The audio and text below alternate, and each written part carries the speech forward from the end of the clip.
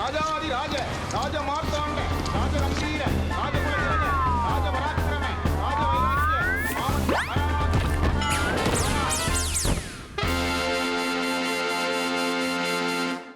வணக்கம், வந்தனம், நமஸ்தே, நமஸ்கார், நமஸ்தே. நான் உங்க எழில். இது நியூஸ் 18 தர்பார். 2-3 நாளா சட்டசபை என்னைக்கு ஆரம்பிச்சதோ நிறைய பேசவே மாட்டேங்கிறார் முதல்வர்னு ஆரம்பிச்சு அவர் பேச ஆரம்பிச்சதுக்கு அப்புறம் ஏகப்பட்ட விஷயங்கள் அங்கங்க நடந்துகிட்டே இருக்கு. எடுத்து ஒன்று ஒன்றா கொடுக்குறோம், பார்த்து என்ஜாய் பண்ணுங்க. வாங்க நிகழ்ச்சிக்குள்ள போவோம்.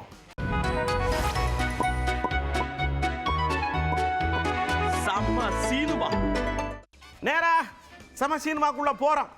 பஸ் 300 பஸ் வாங்கியாச்சு. முதலா நான் தான் ஏறி உட்காருவேன். கண்டிப்பா டிக்கெட் வாங்கிடுவேன், யூ டோன்ட் வரி அப்படின்னு டிக்கெட் வாங்கி சில்லறை வாங்கி பையில ஓட்டுக்கிட்டு முதலமைச்சர் ஹாப்பியா பக்கத்துல நடத்துனரையும் குத்த வச்சுக்கிட்டுலாம் போறாரு.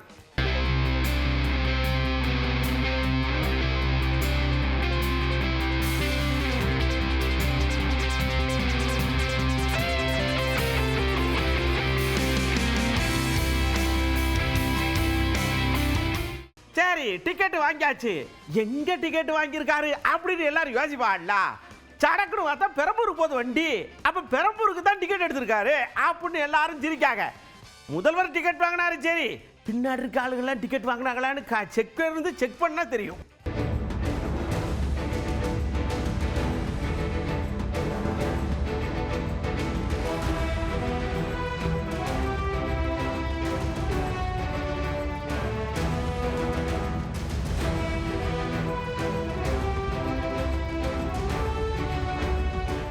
சடக்குன்னு இது சம்பந்தமா டவுட் வந்தோன்னா போய் கேட்டா கண்டக்டர் டிரைவர் சத்தியம் பண்ணாத குறையா சொல்றாங்க. எல்லாரும் டிக்கெட் வாங்கியிருக்காங்க பாருங்க, பிரிண்ட்ல எழுதி வச்சிருக்கோம்ல அப்படின்னு அதை தூக்கி காட்டுறாங்கல்ல. பேசினாரு. நீங்கள் என்ன இந்த மிஷினை பற்றி கேட்டார். நீங்கள் கூகுள் பே பண்ணலாம், ஜிபே பண்ணலாம், கேஷ் வாங்கிடலான்னு கேட்டார். அதையும் வாங்குறேன் சார் அப்படின்னா. ஓகே, ஆல் தி பெஸ்ட்னாரு. டிக்கெட் வாங்கினாங்க. ரொம்ப பார்த்தாங்கன்னா இப்போ 7 rupees கிட்ட கொடுத்தாரு. டிக்கெட் வாங்கினா அது மட்டும் இல்லாமல் சார் மட்டும் வாங்கலை, கூட பயணிச்சு எல்லாருமே அதிகாரியுமே டிக்கெட் வாங்கினாங்க. ஃபுல்லாக வீடியோ தரேன். என்ன நான் ஓட்டுறது வீடியோ தரேன், பொதுமக்கள் ஃபுல்லாக நின்று கை காட்டுறது கத்துறது எல்லாமே வீடியோ தர, ஃபுல்லாக வீடியோ தர. வீடியோ எடுத்து எல்லாருமே கை காமிச்சு தாட்டா காமிச்சு. இது வந்து 29A சார். இது அண்ணா ஸ்கொயர்லேருந்து இது பெரம்பூர் போகுது சார். தடக்குன்னு நைனாரையா வராரு. இதெல்லாம் நாங்கள் 1913 பார்த்துட்டோம் அப்படிங்கிற மாதிரி சொல்கிறாரு. ஏன்னா MP MLA கெடுக்கலாம், பஸ்ஸில் போகிறதுக்கு ஃப்ரீ பாஸ், கூட ஒருத்தரை கூட்டிகிட்டு போகலாம்ங்கிறதே இருக்குது. நீங்கள் ஏன் டிக்கெட் எடுக்கிறீங்க? விளம்பரம் தேட. டிக்கெட் எடுக்கும் போது ஒருத்தர் போட்டா பிடிக்கணும், டிக்கெட் எடுத்துட்டு போனார் அப்படின்னு செய்தியில் போடணும். என்னங்க போங்க போய் வேலையை பாருங்க அப்படிங்காரு. RSS 48,000 பேர் கைது செய்யப்பட்டார்கள். RSS காரங்களை யாரையும் கண்டுபிடிக்க முடியல. ஏன்னா ஒரு இடத்துக்கு திடீர்னு வருவாங்க, விசில் அடிப்பாங்க, பாரத் மாதா கி ஜெய் அப்படிம்பாங்க. விசில் அடித்தோடனே எல்லாரும் வருவாங்க, கைது பண்ணிட்டு போவாங்க. ஆனால் தெரிஞ்சோ தெரியாமல் இன்னைக்கு விசில் அடித்து தமிழ்நாட்டில் ஒரு அரசாங்கமே இன்னைக்கு வந்துருக்கு. விசில் அடித்த ஒரு அரசாங்கமே வந்திருக்கு. எவ்வளவு மோசமான சூழ்நிலை. முதலமைச்சர் வந்து இன்னைக்கு பஸ்ஸில் போறார். ஒரு 8 அணா காசு, 8 அணான்னா 8 அணா காசை கொடுத்து டிக்கெட் வாங்குறாரு. அந்த முதலமைச்சருக்கு தெரியுமா தெரியாதோ தெரியாது. MLA இருந்தாலே பஸ் ஃப்ரீ 1+1. அவங்கள்ட்ட மனைவியோ கூட்டு போகலாம், இல்லை கூட அவருடைய பிஏ கூட்டு போகலாம். ஆனால் முதலமைச்சர் இன்னைக்கு பஸ்ஸில் போகிறார். ஏன் பஸ்ஸில் போகிறோன்னா, ஒரு வாரம் அந்த பஸ்ஸை நிப்பாட்டி வச்சுருந்தாங்க. நிறைய நாங்களாம் ட்வீட் போட்டதுனால அந்த பஸ்ஸை இன்னைக்கு விடுவிக்கிறாங்க டைம் இல்லாமல். ஏன்னா விஜய்க்கு டைமே கிடையாது. ஏன்னா விசில் அடிச்சுட்டு இருக்க வேண்டியிருக்கு. பஸ்ஸில் விசில் அடிக்கவே இல்லை, விசில் அடிக்காமலே பஸ் போகுது. ஆனால் விதிச்சிட்டு அடுத்த தேர்தல் வந்தாலும் விசில் அடிக்காமலே தமிழ்நாட்டை விட்டு இவங்கெல்லாம் காலியாகக்கூடிய சூழ்நிலை கூட வந்துடும். அந்த அளவுக்கு இன்னைக்கு ஒரு மோசமான ஒரு ஆட்சி நடைபெற்று கொண்டிருக்கிறது. அப்படியே அருப்புக்கோட்டையில் கல்யாண வீட்டுக்கு போன வைகோ ஐயாவை பிடிச்சி, ஐயா என்ன அப்படியே சட்டசபையில் அப்படியே கத்தியை வச்சு வெட்டுறாரு, பஸ்ஸில் ஏறாரு, டிக்கெட் எடுக்கிறார். முதல்வர் என்ன நினைக்கிறேன்னா, டாப்பு கியரில் போதுங்க வண்டி, ஆட்சி அப்படி இருக்குது, 6 மாசத்துல பாருங்க லட்டு மாதிரி இனிக்கும் உங்களுக்கெல்லாம் அப்படின்னு புலங்காகி அடைஞ்சு பேசுறாருல வைகோ ஐயா. எதுக்குன்னு தெரியல. விஜய் சிறப்பாக செயல்படுகிறார். அவர் பேச்சில் கருத்தும் இருக்கிறது, காரமும் இருக்கிறது. இன்னொரு 6 மாத காலத்துக்குள் தன்னை முழுமையாக ஆயத்தப்படுத்திக் கொள்வார். He will equip himself. I do hope. நான் அதை நம்புகிறேன். அப்படியே சடக்குன்னு இன்னொரு கேள்வி கேட்காங்க. ஐயா இந்த அதிமுக காரனும் திமுக காரனும் சேர்றதுக்கு சாயிண்ட் அடிக்கிறதுக்கு பேச்சுதாகலாம்டா அப்படின்னு உடனே சடக்குன்னு மனுஷன் கோபிட்டாரு. இங்க இருங்க, அப்படி ஒரு வார்த்தை விஷயம் நடந்ததுன்னா நான் ஒத்துக்கிற மாட்டேன், அது தப்புங்க, காலகாலத்துக்கு தப்பாயிரும் அப்படின்னு அக்கறையில சொல்றாரு. எதுக்கு இந்த அக்கறைன்னு தெரியல. அதிமுக ஆட்சி அமைக்க திமுக ஆதரவு கொடுக்க முனைந்தது உண்மையாக இருக்குமானால் அதைவிட அரசியல் மோசடி இன்னொன்று இருக்க முடியாது. இப்படி அரசியல் பரபரப்பா ஓடிக்கிட்டு இருக்கிற நேரத்தில் பாண்டிச்சேரியில் பார்த்தீங்கன்னா ஒரு கல்யாணத்தில் மு.க. ஸ்டாலின் ஐயா, இந்த பக்கம் சீமான், அந்த பக்கம் வைகோ ஐயான்னு எல்லாம் உட்காந்துருக்காங்க. ஆச்சரியம்னா ஆச்சரியம் என்னன்னு, இதே தேர்தலுக்கு முன்னாடினா கூட்டணிக்கு சாயிண்ட் அடிக்காவளுக்குன்னு பேட்டரலாம். இப்போ எலெக்ஷன் முடிஞ்சு போச்சு, கல்யாண வீட்டில் வச்சு என்ன பேசியிருப்பாங்க, ஐயோ ஏது பேசியிருப்பாங்க, குசு குசுன்னு வேற பேசுகிறாங்களே அப்படின்னு எல்லாரும் மண்டை பிச்சுக்கிட்டு அலையிறாங்க. கொஞ்ச நாளைக்கு அலைங்க.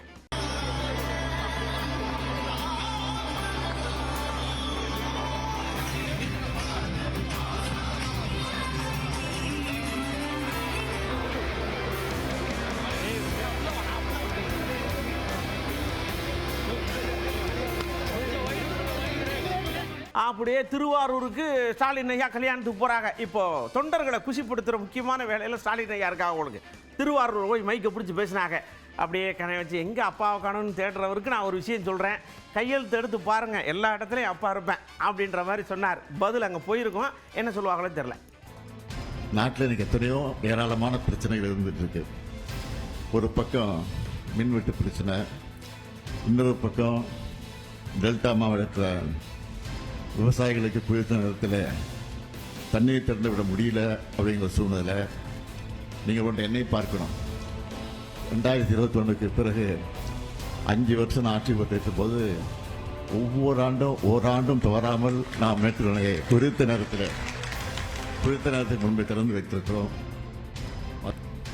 ஆனால் இதையெல்லாம் எடுத்து சொல்லி எதிர்க்கட்சியினுடைய தலைவராக இருக்கக்கூடிய நம்முடைய உதயநிதி அவர்கள் விளக்கமா விரிவா சட்டமன்றத்தை பேசி இருக்கக்கூடிய சூழ்நிலையெல்லாம் எடுத்து சொல்லி அதன் மூலமாக முதலமைச்சர் அவர்கள் பதில் சொல்ல வேண்டும் என்று கேட்டிருக்கார்.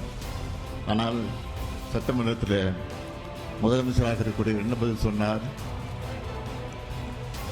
எங்கே காணோம், உங்க அப்பாவை காணோம், இதை சொல்லி இருக்கிறார். அப்பா அங்க தேடாதீங்க, மக்கள் மனசை பயந்து இருக்கிறான். அது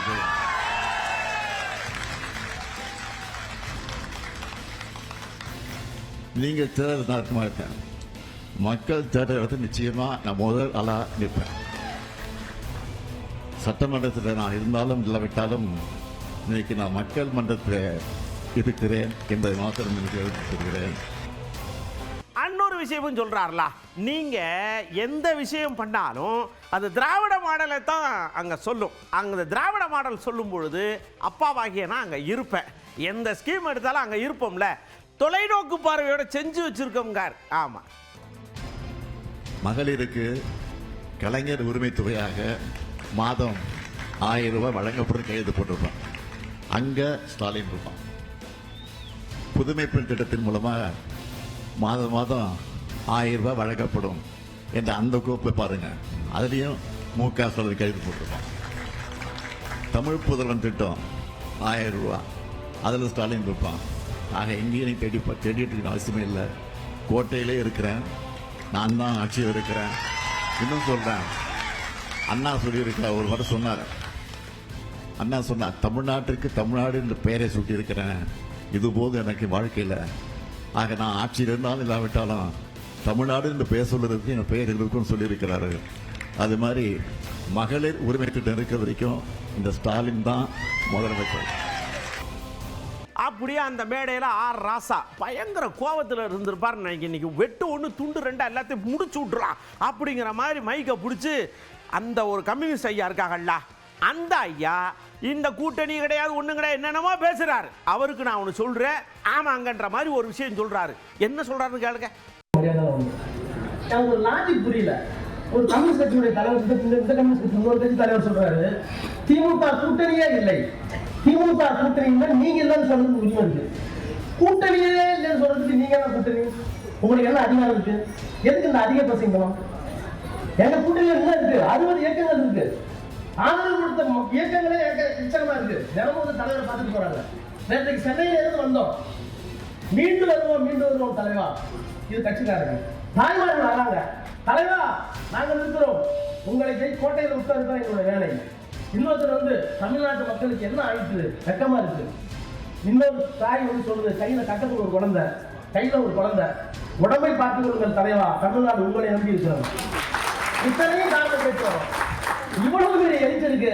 நான் பேசுறேன், பால் சுற்றுவாரு, அதிகபட்சம் மன்னிச்சிருங்க. நான் கேட்கிறேன், தயவு பண்ணி சொல்றேன், இன்னொரு பொதுக்கூடி ஆராய்ச்சி போடுறாங்க. நாங்கள் கூட்டணி இருக்கிறோமா இல்லையா என்பதை அப்படியே ஜனத்திறன் சமுதாயத்தை சொல்லி அப்படியே போனா அப்படியே 1 லட்சம் பேர் கூடுறாங்களாம். மொத்த கட்சியை கலைஞர் கொண்ட போல இருக்கு, மொத்த கட்சி அவ்வளவுதான் இருக்கு. அவர் வந்து சொல்றாங்க, நாங்கள் முடிவு செய்ய போகிறோம். என்ன செய்ய போகிறீர்கள்? தயவு பண்ணி அறிவிங்க, கூட்டணி இனிமேல் யாரோடும் இல்லை.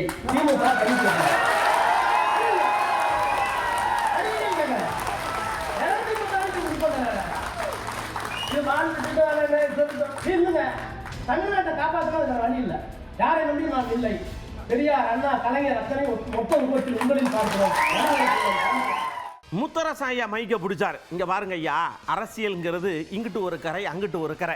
இங்க இருந்து பார்த்தா அந்த கரை பச்சையா தெரியும், அங்க இருந்து பார்த்தா இந்த கரை பச்சையா தெரியும். இக்கரைக்கு அக்கறை பச்சை. ஆடுகள் சரட்டுன்னு ஏமாந்து போயிருது. சில நேரம் கால் வலிக்குன்னு அங்கேயே குத்த வச்சது. அவ்வளவுதாங்க.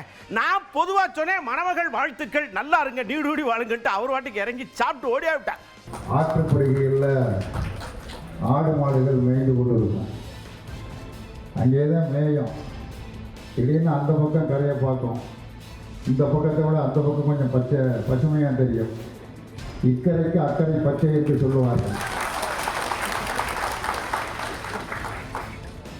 முதல்ல ஒரு குதிரை போவோம், அப்புறம் ஒரு ஆடு போவோம், அப்புறம் ஒரு மாடு போவோம். மந்தையே அந்த பக்கமாக போயிடும். அங்கே போனால் அங்கே நிலைமை இதை விட ரொம்ப மோசமாக இருக்கும். இங்கேயாவது கொஞ்சம் நேரம் பச்சை தெரியும், அங்கே ஒன்றுமே இருக்காது, காய்ந்து போய் கிடக்கும். ஆகா வந்துட்டவன், சரி வந்தாச்சு, வந்தோன்னே உடனே திரும்பினேன், அந்த படுகை ஏற்றுக்க என்ன பண்ணுறது, கொஞ்ச நாள் இருந்துட்டாது போடணும் அப்படின்ட்டு இப்படியான ஒரு சூழல். நான் யாரை பற்றியும் தனிப்பட்ட முறையில் சொல்லலைன்னா பொதுவாக சொல்கிறேன், தப்பாக எடுத்துக்காது. அப்படியே ஐயா நீங்களும் ஸ்டாலின் ஐயாவும் ஒன்றா கலந்துக்கிட்டியா, ஏதாவது பேசுனீங்களா? இல்லைங்க, 2 பேரும் ஒரே ஊருக்காருங்க. கல்யாணத்துக்கு அந்த மனுஷன் கூப்பிட்டாரு, பெரிய மனுஷனா நாங்கள் வந்திருக்கிறோம், அவ்வளோதான் மேட்ரு. அவர் வந்தார், அவர் தனியாக மொய் செஞ்சார், நான் தனியாக மொய் செஞ்சேன் அப்படின்ட்டார்லாம். திராவிட முன்னேற்ற கழகத்தினுடைய தலைவர், இந்த மாவட்டத்தினுடைய தலைவர் அவர். நான் இந்த மாவட்டத்தை சேர்ந்தவன். எங்கள் ஊருக்கு தலைவர் வந்திருக்காரு, பார்க்குறதுக்கு வந்தேன். சௌரியமாக இருக்கலாம்னு கேட்டேன், என்ன சௌரியமாக இருக்குன்னு அவர் கேட்டார், அவ்வளோதான் விஷயம். அரசியல்லாம் பேசல, கல்யாணத்துக்கு வந்திருக்கிறோம். அந்த வந்து ஒரு மரியாதை நிமித்தமாக வந்து சந்தித்து பார்த்து போகிறதுக்கு வந்தோம். அதெல்லாம் அரசியல் மேடையில் பேசிக்குவோம். கனிமொழி அக்காவுக்கும் பயங்கர டவுட் தூத்துக்குடியில் வச்சு சொல்கிறாங்க. சென்ட்ரல் கவர்மெண்ட்டும் தமிழ்நாடு அரசும் இணக்கமாக போகிறோம்னு சொல்லி இணங்கி போகிற மாதிரி இருக்குது. அது ரொம்ப டவுட்டாக இருக்குது. அவங்க இணங்குறதுங்கிறது வேறு, இணக்கமாக போகிறதுங்கிறது வேறு, அதை புரிஞ்சுக்கிறோன்னா. ஆனால் இங்கே சட்டசபை தான் சொல்ல முடியலைங்க, ரொம்ப மன உளைச்சலாக இருக்குங்காங்க. யாராவது மருந்து இருந்தால் கொடுத்து ஆற்றுக்கு. சட்டமன்றத்தில் வந்து ஒரு ஆரோக்கியமான விவாதங்களுக்கான ஒரு இடமாக அது இருக்க வேண்டும். அதை விட்டுட்டு தனி மனிதர்களை, தலைவர்களை இழிவுபடுத்தக்கூடிய இடமாக, தனிப்பட்ட காழ்ப்புணர்ச்சிகளை பற்றி பேசக்கூடிய ஒரு இடமாக அது மாறிவிடக்கூடாது. எல்லாருக்குமே மரியாதை கொடுக்கக்கூடிய இடமாக, வெற்றி தோல்விகள் அப்படிங்கிறது எல்லாருடைய வாழ்க்கையிலும் சகஜமான ஒன்று. அதையெல்லாம் ஒரு பொறுப்பிலே இருக்கக்கூடிய, உயர்ந்த பொறுப்பில் இருக்கக்கூடியவர்கள் கொச்சைப்படுத்தக்கூடிய வகையில் பேசுவது என்பது சரியாக இருக்காது என்பதை உணர்ந்த இடமாக அது இருக்க வேண்டும் என்று எல்லாரும் எதிர்பார்க்கிறார்கள். அந்த எதிர்பார்ப்பு விரைவிலே அடுத்த சட்டமன்ற கூட்டத்தொடரில் இருந்தாவது நிறைவேற வேண்டும். நாங்கள் இதுக்கு பொறுப்பே ஆக மாட்டோம்ங்க. முதலமைச்சர் இருந்துச்சு என்ன சொன்னார்? பார்ட்டி பண்ணுறாங்க சொன்னார். யாராவது குறிப்பிட்டு சொன்னாரா? உங்களை சொன்னாங்களா? யாரை சொன்னாங்க? பாருங்க, எடப்பாடி ஐயா அப்படியே க்ளோஸ்அப் விளம்பரத்துக்கு சிரிச்ச மாதிரி சிரிச்சுக்கிட்டே உட்காந்துருந்தார்ல, அது மாதிரி நீங்கள் உட்காந்துருக்க வேண்டியதானே. நீங்கள் வாட்டுக்கு எந்திரிச்சு போயிட்டு எங்கள் மேலே குத்தம் சொன்னா அப்படின்னு ஆதவ வருச்சுன்னா வெளியில் வந்து பொங்குறார். ஆனால் உள்ளுக்குள்ளே கையை ஆட்டினார். எதுக்குன்னு தெரில. பார்ட்டி ஃபண்டுன்னு மட்டும்தான் சொன்னார். திமுக பார்ட்டி ஃபண்டுன்னு சொன்னாரா? அங்கே அதிமுகவும் இருக்கிறாங்க, மற்ற கட்சிகளும் இருக்கிறாங்க. பார்ட்டி ஃபண்டுன்னு சொன்னோன்னே ஏன் திமுக இருந்துச்சாங்க? ஏன்னா அவங்களுக்கு தெரியும் பார்ட்டி ஃபண்டு போன ஆட்சியில் எல்லா டிபார்ட்மெண்ட்லேயும். இங்கே இருக்க பத்திரிகையாளர்கிட்ட கேட்குறேன், திமுகவோட பத்திரிகை நிறுவனங்களும் இருக்குது. டிடிசிபியில் லஞ்சம் வாங்கலை, நெடுஞ்சாலைத்துறையில் டெண்டரில் ஊழல் இல்லை, பப்ளிக் ஒர்க் டிபார்ட்மெண்ட்டில் ஊழல் இல்லை, இங்கே இருக்கக்கூடிய சிஎம்டியில் 40 ரூபா வாங்கலை, ரிஜிஸ்ட்ரேஷன் பண்ண போனால் லேண்டை வந்து காசு வாங்காமல் பண்ணிட்டாங்க. ஒருத்தர் சொல்ல முடியுமா? துறை ரீதியாக எப்படி ஸ்கீம் போடுவாங்களோ, மக்களுக்காக திட்டங்கள் போடுவாங்களோ, அதே மாதிரி ஊழலுக்கு ஸ்கீம் போட்டிருக்காங்க. இந்த டிபார்ட்மெண்ட்டுக்கு 9%, இன்னொரு டிபார்ட்மெண்ட்டுக்கு 14%. அது ஃபேமிலி, முதல்வர் ஃபேமிலி முடிஞ்சா மினிஸ்டர் ஃபேமிலி, மினிஸ்டர் பிஏக்கள். இந்த புரோக்கர் சிஸ்டத்தை சட்டசபையில் நீங்க வாங்க, இங்க செக்ரட்டரியேட் வாங்க, எல்லாத்தையும் ஒழிச்சிருக்காரு. இன்னைக்கு இருக்கக்கூடிய நெடுஞ்சாலை துறையில டெண்டர்கள் பாத்தீங்கன்னா எல்லாம் ஆன்லைன் மயம் பார்க்கப்பட்டிருக்கு. இது வரைக்கும் எந்த கான்ட்ராக்ட் நான் பார்க்கவே இல்லை. இதை நாங்க சேலஞ்ச் பண்றோம். ஏன்னா முதலமைச்சர் வழியில நாங்க இருக்கிறோம். அப்படியே சடக்குன்னு ரொம்ப நாள் கழிச்சு அம்மா வராங்க மேல இருந்து. நிர்மலா சீதாராமன் சொல்றாங்க, என்ன இப்ப எந்த போச்சு, சட்டசபையில தானே பேசிட்டு போறாங்க, அந்த தம்பி நல்லா தானே பேசுது, நாங்க வாட்டுக்கு வண்டை கொடுப்போம்ல, 2 பேரும் ஒன்றா கை கொடுத்தா உங்களுக்கு என்ன வந்துச்சு, நாங்க வாட்டுக்கு ஊழலான்னு பாட்டு கூட பாடுவோம் அப்படின்னு சொல்றாங்க. கேட்கிறவங்களுக்கு தான் கீழே இருந்து மேல வரைக்கும் சுருன்னு எரியுது. மத்திய அரசில் இருக்கக்கூடிய அமைச்சராக நான் சொல்கிறேன், தமிழ்நாடு மத்திய அரசோட ஒரு கோஆப்ரேட்டிவ் மூடில் போகும் அப்படிங்கிற மாதிரி சொல்லியிருக்காங்க. அது ரொம்ப வரவேற்கத்தக்கது. ஏன்னா எந்த ஒரு மாவட்டத்துக்கும் எந்த ஒரு மாநிலத்துக்கும் குறைச்சலை பண்ணுங்க, இல்லை நிறைக்க பண்ணாதீங்கன்னு பிரதமர் ஐயா என்றைக்கும் சொல்லலை. இப்போ இல்லை, இதுக்கு முன்னாடி இருந்த ஆட்சியிலையும் சரி, தமிழகத்துக்கு கொடுக்க வேண்டிய எல்லா நிதியும் கொடுக்கப்பட்டது. அதை தவிர பெரிய பெரிய ப்ராஜெக்ட், தூத்துக்குடி மாதிரி இடத்துல பெரிய ப்ராஜெக்ட்ஸ்லாம் கூட அப்பவும் எடுத்துகிட்டு வந்தோம். இப்போவும் தமிழகத்துக்கு கொடுக்க வேண்டிய எல்லா விதமான உதவிகளும், அவங்களுக்கு உரிமையாக கொடுக்க வேண்டிய தொகைகளும் கட்டாயமாக கொடுக்கப்படும். சடக்குன்னு தமிழ் சேக்கா குடு ஓடியாரங்க. அக்கா சடக்குன்னு என்ன நடக்குன்னு தெரியாம நீங்க வாட்டுக்கு ஏதாவது சொல்லி விட்டு போயிடாதீங்க. இங்க எங்களால தாங்க முடியல. நெல் மூட்டை நனையுது, புள்ள குட்டி எல்லாம் பாவம் இதாகுது, பொம்பளை ஆளுங்க வெளியே போக முடியல, பாட்டிய கூட விட மாட்டேங்கிறாங்க. இந்த பசங்க சின்ன பிள்ளைய மாதிரி லெத்தாஜிக்கு, அதாவது ரொம்ப சாவகாசம் இது பண்றாங்க அப்படின்னு எடுத்து சொல்றாங்க. நிர்மலா அம்மாவுக்கு புரிஞ்சாலும் புரியும். இன்னைக்கு முதலமைச்சரோட உரையில எல்லாரும் எதிர்பார்த்தது முக்கியமாக பாலியல் பலாத்காரங்கள் அதிகமாகி கொண்டிருக்கிறது. மழை வெள்ளத்தினால் 50,000 மூட்டைகள் நெல்மணிகள் வீணாகி போயிருக்கிறது. அங்கே எந்த ஏற்பாடும் செய்யப்படவில்லை. அதே மாதிரி பல பிரச்சனைகளை எதிர்கொண்டிருக்கிறோம். இன்னைக்கு சிங்கப்படை என்று அறிவிக்கப்பட்டாலும் அவர்களுக்கு என்று ஒரு ரூம் கிடையாது, அவர்களுக்கு என்று அந்த பெண்களுக்கு எந்த விதத்தில் பணி என்பது சரியாக வரையறுக்கப்படவில்லை. கண்ட்ரோல் ரூம் அவங்களுக்கு இருக்கணும். ஆக இதையெல்லாம் பார்த்துக்கொண்டு பேரளவில் இன்னைக்கு கூட பார்த்தீங்கன்னா ஒரு 300 பேருந்துகள் மாவட்டங்களிலிருந்து வர வைத்து ஒரு 4 நாட்கள் அப்படியே காத்திருக்கிறது. 300 பேருந்துகள் அங்கே வந்து நிற்க வைக்கப்பட்டு அங்கே ஓட்டுநர்களுக்கு இடம் இல்லாமல் பரிதவித்து போய் கொண்டிருந்தார்கள். ஆக இன்றைக்கு தான் அது ஆரம்பிக்கப்படுகிறது. அதனால எல்லாமே ஒரு திட்டமிடம் இல்லாமல் ஒரு மேம்போக்காக நடைபெற்றிருக்கிறது. இதில் அரசாங்கம் கவனம் செலுத்த வேண்டும். அதே மாதிரி சட்டமன்றத்தை ஒரு திரைப்பட அரங்கமாக மாற்றாமல் மக்கள் அரங்கமாக மாற்ற வேண்டும் என்பது நமது கருத்து. தடக்குன்னு ரொம்ப நாளாக புரட்டிக்கிட்டே இருந்தார். இல்லை ஆரம்பிச்சாச்சு முடிச்சிடணும்னு சொல்லி பேப்பர் எடுத்து கொண்டு வந்து பொத்துன்னு ஓட்டார் நிர்மல்குமார் ஐயா. கிட்டத்தட்ட ஒரு 2,00,000 கோடி ரூபா கரண்ட் இருக்கு என் துறை. நான் என்ன பண்ணுவேன், என்கிட்டயே கேள்வியா கேட்க கரண்ட் இல்லைன்னு, இவ்வளோ கடன் இருந்தால் கரண்ட் எங்கே கூடி வரும் அப்படின்னு அழுகாத புலம்பாத குறையா சொல்றார். மொத்த தேவை டிஎன்ஏபியோட மொத்த தேவை வந்து 1,40,635 எம்ப்ளாயிஸ் வந்து இந்த டிஎன்ஏபிக்கு தமிழகம் முழுவதும் தேவை. இதில் எவ்வளோ பேர் இருக்காங்கன்னா 74,714 பேர் வந்து இது வரைக்கும் வேலையில் அமர்த்தப்பட்டு வேலையில் இருக்காங்க. எவ்வளோ வேக்கன்ட் இருக்குன்னு பார்த்தீங்கன்னா 65,921 பேர் வந்து இப்போ நம்பர் வந்து இது வரைக்கும் வேக்கண்டாக இருக்கு. கடந்த 10 வருடத்தில் பார்த்தீங்கன்னா கிட்டத்தட்ட 20,240 பேர் வந்து ரிட்டையர்மெண்ட் ஆகிருக்காங்க கடந்த 10 வருடத்தில். ஸோ அதில் எவ்வளோ ஃபில் பண்ணிருக்காங்க நம்ம அடுத்த ஸ்லைடில் பார்ப்போம். அடுத்த 5 வருஷத்தில் வந்து 16,782 பேர் ரிட்டையர்மெண்ட் ஆக போகிறாங்க. 2030க்குள்ள அடுத்த 5 வருஷத்தில் நம்ம வந்து 16,782 32 பேர் வந்து ரிட்டையர்மெண்ட் ஆக போகிறாங்க. ஸோ இதெல்லாம் கணக்கில் கொண்டு நம்ம வந்து இதை சரி செய்யும் வேலையை நம்ம வந்த இந்த அரசு பொறுப்பேற்று உடனே முதல் வாரத்திலே நம்ம துவக்கப்பட்ட விஷயம் தான் இது. ஏன்னா இது ரொம்ப அலாமிங்கான விஷயம். இதை நம்ம உடனே அட்ரஸ் பண்ணணும். இப்போ 16,000 பேர் சப்சிக்வெண்ட்டாக இதுலேருந்து குறைஞ்சிட்டாங்கன்னா நீங்கள் கிட்டத்தட்ட பார்த்தீங்கன்னா அதில் 60,000 கீழே போயிடும். 58,000 பேர் வச்சுன்னா எந்த ஃபங்க்ஷனும் பண்ண முடியாது. நம்ம இதோட எந்த இதுலேயும் வந்து ஜென்ரேஷனாக இருக்கட்டும் இல்லை டிஸ்ட்ரிபியூஷனாக இருக்கட்டும் எந்த இதுலேயும் நம்ம ஃபங்க்ஷனே பண்ண முடியாது. ஸோ இது ரொம்ப முக்கியமான விஷயம். இதை அட்ரஸ் பண்ண வேண்டிய முக்கியமான விஷயம். கடந்த 5 ஆண்டு அதாவது இவங்களுடைய ரெவன்யூவும் பல மடங்கு இன்க்ரீஸ் ஆகியும் இவங்களுடைய எக்ஸ்பெண்டிச்சரும் இன்க்ரீஸ் ஆகியும் கடனும் 89,000 கிட்ட கடனும் வாங்கியப்பட்டும் இவர்கள் வேலைக்கு எடுத்தது 343 பேர் மட்டும்தான். சடக்குன்னு அடுத்த கேள்வியை போட்டாங்கல்ல நம்ம ஆளுங்க.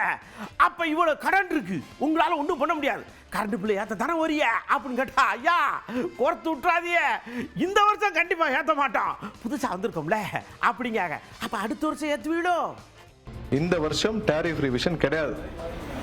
பொதுமக்களுக்கு நிறுவனமும் எடுத்து விட்டது, அரசும் எடுத்து விட்டது. டேரிஃப் ரிவிஷன் கிடையாது. அதை நிறுவனமும் பியர் பண்ணிக்கிறோம். நம்ம டேரிஃப் ரிவிஷன் கிடையாது. எண்ட் யூசர்ஸ் அதாவது கன்சியூமர்ஸுக்கு அந்த சுமை இருக்காது, அரசுக்கும் சுமை இருக்கு. நம்ம ரிவிஷனே பண்ண போறதுன்னு சொல்லிட்டோம். இந்த டேரிஃப் நாங்கள் செஞ்சிருக்கிறோம். முதல்வர் அண்ணன் விஜய் தலைமையிலான அரசு இந்த வருஷம் டேரிஃப் ஹைக் பண்ண போறது. இது இந்த இன்க்ரீஸ் இருக்காது. அதற்கான அனௌன்ஸ்மெண்ட் இப்போயே சேர்த்து சொல்லிடுறோம். ஸோ டேரிஃப் ஹைக் இருக்காது.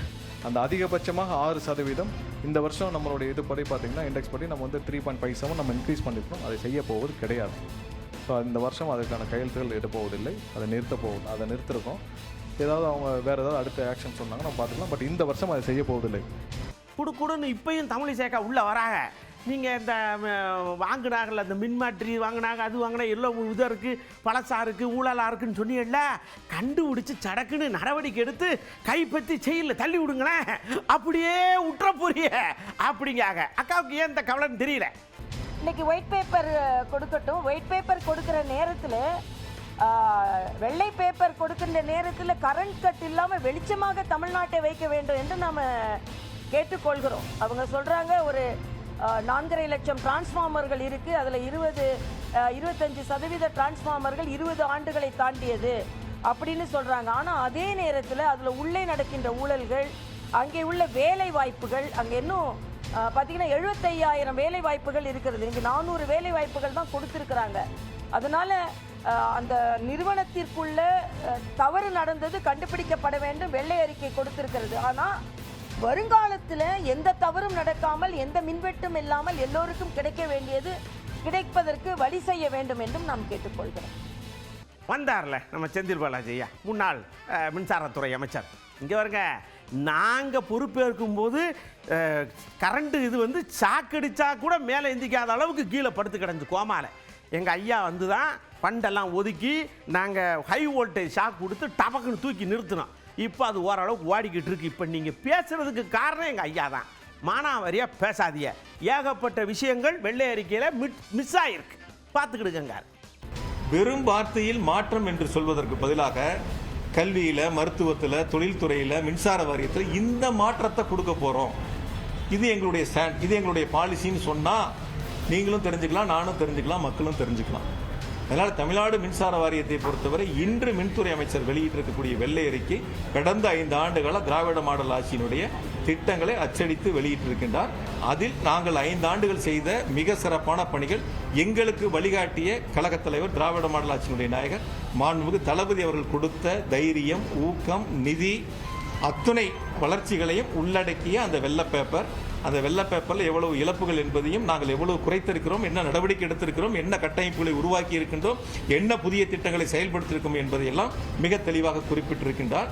எனவே இனி வரக்கூடிய ஆண்டுகளில் அவர்கள் செய்யக்கூடிய திட்டங்களை வெளிப்படைத்தன்மையோடு செய்ய வேண்டும். தயவு செய்து கடந்த திமுக ஆட்சியில் செய்யப்பட்ட பணி நியமனங்களுக்கெல்லாம் நீங்கள் ஸ்டிக்கர் ஒட்டி கொண்டு நீங்கள் ஏதோ செய்ததை போல ஒரு தோற்றத்தை உருவாக்க வேண்டாம், ரீல்ஸ் போட வேண்டாம், ரியலா இருக்கு. தொழில்துறை அமைச்சர், முன்னாள் தொழில்துறை அமைச்சர் டிஆர்பி ராஜாயா திருவாரூருக்கு கல்யாணத்துக்கு போயிருப்பார் இருக்கு. போகிற வழியில் ஒரு விபத்துங்க, ஆக்சிடென்ட் ஆகி போச்சு. உடனே வண்டியை நிறுத்தி இங்கே வர ஒருத்தன் எல்லாரும் எடுத்து ஆஸ்பத்திரியில் கொண்டு போங்க, சடன்னு அங்கே நின்று பம்பரமாக வேலை பார்க்கார். ஒருவேளை சொந்தக்காரர்களான்னு பார்த்தா இல்லை, மனிதாபிமானம்ங்க.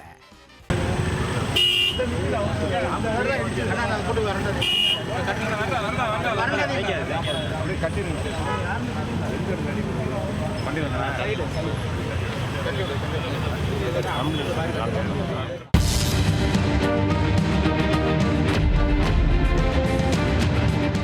மக்கள்கிட்ட கூப்பிட்டு இங்கே வாங்க, செல்ஃபோன் கையில் வந்துருச்சு. அதுக்கப்புறம் இந்த ஸ்டிக்கு ஒன்று கொடுத்துருக்காங்க, இவ்வளோ நீளத்துக்கு சர்ன்னு ஒட்டரகம் மாதிரி நீட்டிக்கிட்டு எடுக்கலாம்னு. ஆனால் அது கை வலிக்கும்னு கீழே ஓட்டா அவங்களுக்கு. இந்த சமீபத்தில் பிள்ளைய போய் செல்ஃபி எடுக்கும்னு தண்ணிக்குள்ளே விழுந்து 5-6 உள்ளே இறந்து போச்சு. ஒருத்தர் உள்ளே போய் நின்றுக்கிட்டு விழுந்து இறந்து போட்டா. அப்படி ஏன் இந்த ஸ்டிக்கை வச்சுக்கிட்டு கொஞ்சம் ஓரமாக நின்று இப்படி நீட்டி எடுத்தா என்ன கேட்கறதில்ல. இப்படி அநியாயம் பண்ணுறாங்களே, உசுரை மாய்ச்சிக்கிறாங்களே. இந்த செல்ஃபி மோகத்துக்கு ஒரு கட்டுப்பாடு வேணும். என்ன செய்யலாம் கேட்டோம். மழை கோபத்தை பதிலாக ஆக்கி அடுக்கிறாங்க. இப்போ உள்ள ஜென்ரேஷன்ல வந்து செல்ஃபி மோகம் வந்து ரொம்ப அதிகமாயிருச்சு. நீங்க சொன்ன மாதிரி பொது இடங்கள்ல வந்து அடுத்தவங்களுக்கு அச்சப்படுற மாதிரியும் அருவருப்பு படுற மாதிரியும் அந்த மாதிரி செல்ஃபி எல்லாம் நிறைய எடுக்கிறாங்க. செல்ஃபி எடுக்கிறது தப்பு இல்லை, அதை வந்து மலை உச்சியில போய் எடுக்கிறாங்க.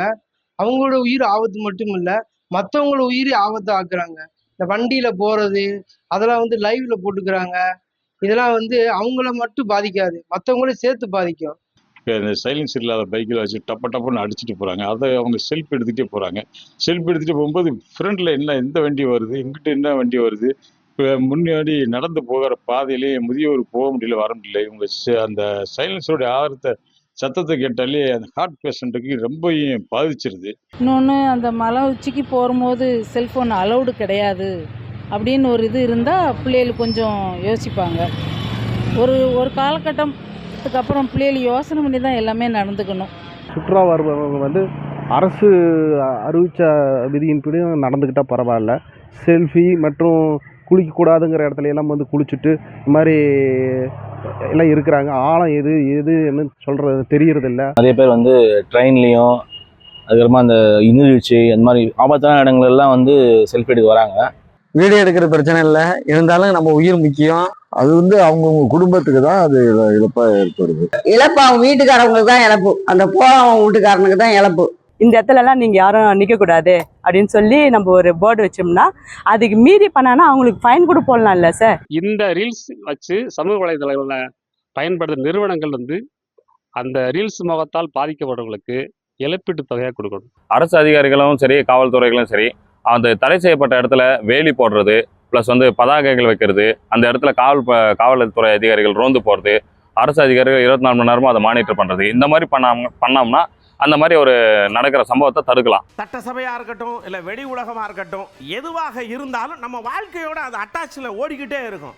திடீர்னு அங்கே ஒன்று ஏறிச்சுன்னா இங்கே நமக்கு அவ்வளோதான், முடிஞ்சு போச்சு.